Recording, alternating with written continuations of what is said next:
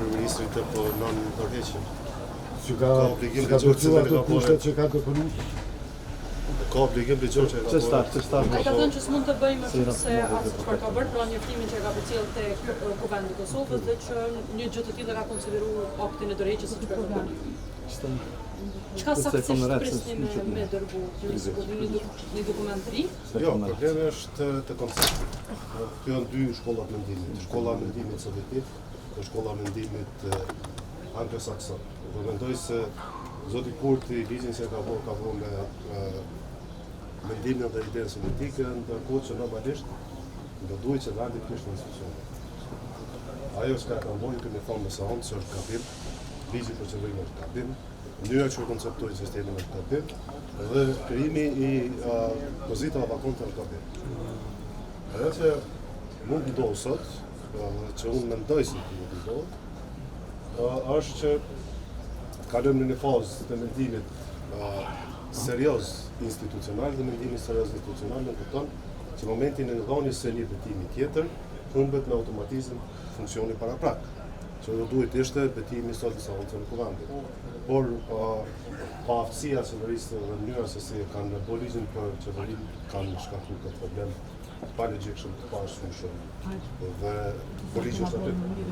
Problemi është ligji është aty. E kush duhet të moshë propozitën e kryeministrit në rast se zotri Kurti Kjo është pyetje për zotin Kurti dhe për lëvizjen e Po pse një ligji nuk e saktson? Ato ligje që ne kemi nuk është e saktson. Ligji për herë poshtë në vitin 2022. Dhe unë Kuvendi i Republikës dhe përfaqësues të LDK-s në Kuvendin e Republikës e kemi këto probleme kemi deklaruar, ju kemi thonë që kemi marrë këtë ditë, fatkeqësisht erdhëm këtë ditë dhe fatkeqësisht kemi rrezikuar që prej datës 27 të mos kishim as qeveri as institucione, sepse me dhënien e drejtës kryeministrit bie qeveria sipas sistemit tonë. Kjo është një sistem i tonë i cili si duket nuk ka pas aftësitë mendimit të sistemit. Për te natë personale, sot s'ka natë, sot duhet mendojmë për institucionet. Duhet mendojmë për shtetin e Kosovës, duhet mendojmë për vazhdimsinë institucionale. Vazhdimësia institucionale është kritike.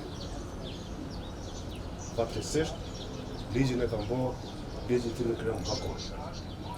E me këto ligje si me vazhdu përpara, si me u zhvilloku situata që është aktualisht, a me u gjetë edhe njëherë në votim raporte? Tash çështja është politike, mendoj se do të hedhet në votim dhe besoj që janë mobilizuar dhe kaluar raportin e sot për votimi. Pastaj do zgjedhet fëmijët, do zgjedhen trupa të tjera, do të përfundohet procesi i vendit, apo do të fillojmë një procesi i formimit të qeverisë, janë çështje të shumicës numrave.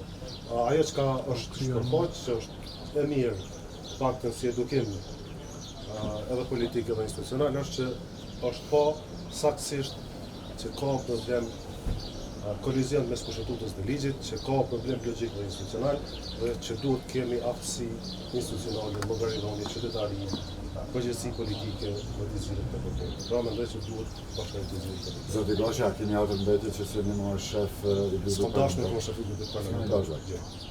Sa?